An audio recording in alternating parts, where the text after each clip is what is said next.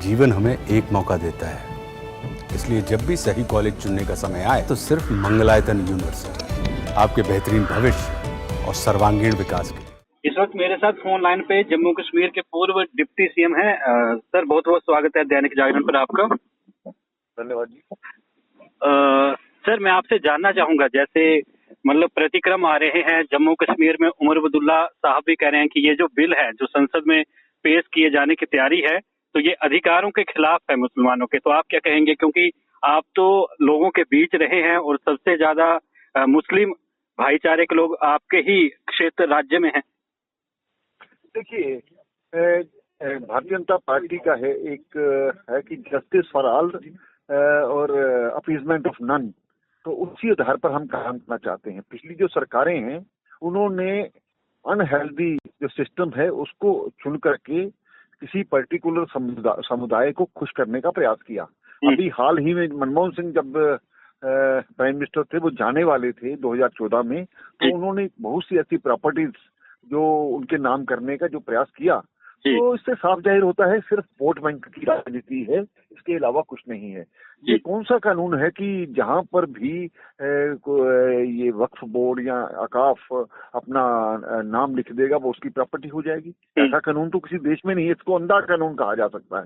इसको दुरुस्त करने की जरूरत है। आज अगर मुझे लगता है कि मुस्लिम समुदाय बहुत से लोगों को इस प्रकार से रोष है जिनकी प्रॉपर्टीज इस चक्कर में चली गई, वो भी करते हैं। तो कुल मिलाकर के ये सभी के साथ बैठ करके सभी लोगों की सलाह लेकर के इसके लिए ज्वाइंट पार्लियामेंट्री कमेटी बनाई गई, उसी के आधार पर इसके जो आउटकम्स हैं उसी आधार पर ये बिल पेश होगा और सभी की सहमति से होगा। मुझे ऐसा लगता है कि ये पूरे हिंदू के दूसरों को नहीं कि मुस्लिम समुदाय को भी न्याय दिलाने वाला जो ये होगा। मैं आपकी बात से मतलब समझ पा रहा हूँ, लेकिन कुछ लोगों में अवधारणाएं भी हैं और कुछ मनगढ़ंत कहानियां भी। तो आपको क्या लगता है कि जैसे 377 का असर देखने को मिला था, ऐतिहासिक निर्णय था, तो वैसा ही होगा ये भी?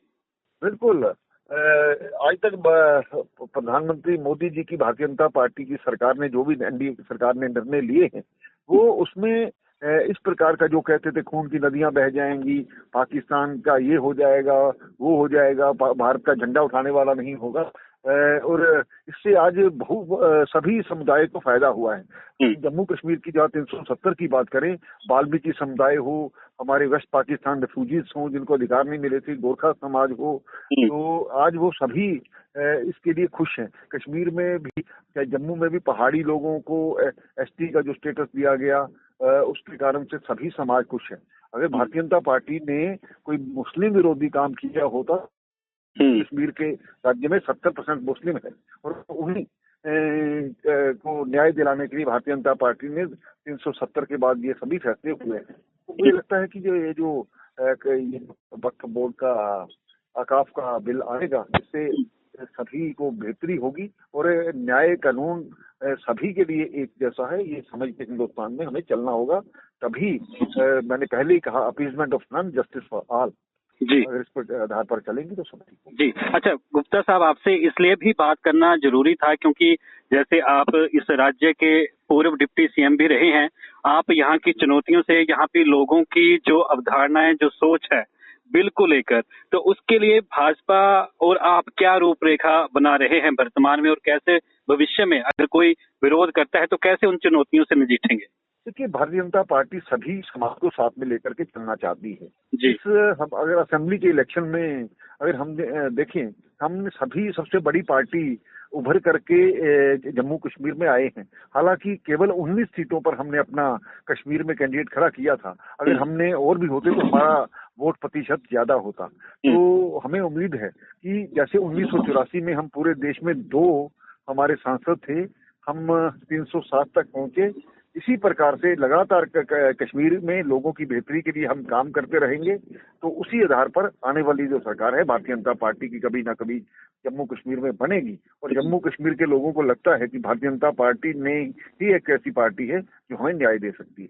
जी, अच्छा गुप्ता साहब, आरजेडी की तरफ से भी बयान आया है और जो एआईएम के अध्यक्ष भी हैं और विधायक भी हैं और वर्तमान में सांसद भी हैं, ओवैसी साहब, वो भी कहते हैं कि इसमें संशोधन होना चाहिए और आरजेडी कहती है हम विरोध करेंगे, तो ये जो विपक्ष कह रहा है इसका कैसे जवाब देंगे? देखिए, हमारा एक लोकतांत्रिक देश है। यहाँ पर भारत की संसद है और संसद में जब कोई चीज आती है तो उसमें संशोधन भी रहते हैं, उसमें अपना पक्ष विपक्ष पर बोला जाता है। तो मुझे लगता है कि इस पर चर्चा होने दीजिए, जब होगा तो बिल बहुमत से पास होगा। कोई जबरदस्ती वाला लोकतंत्र सिस्टम में तो है नहीं है। जब बहुमत होगा तो तभी इसी आधार पर वो बिल पास होगा, और अगर संशोधन कोई रखता भी है तो उसको भी स्वीकार किया जाता है। जी, चलिए गुप्ता साहब, हमारे साथ बातचीत करने के लिए और अपना कीमती वक्त देने के लिए बहुत बहुत धन्यवाद। धन्यवाद।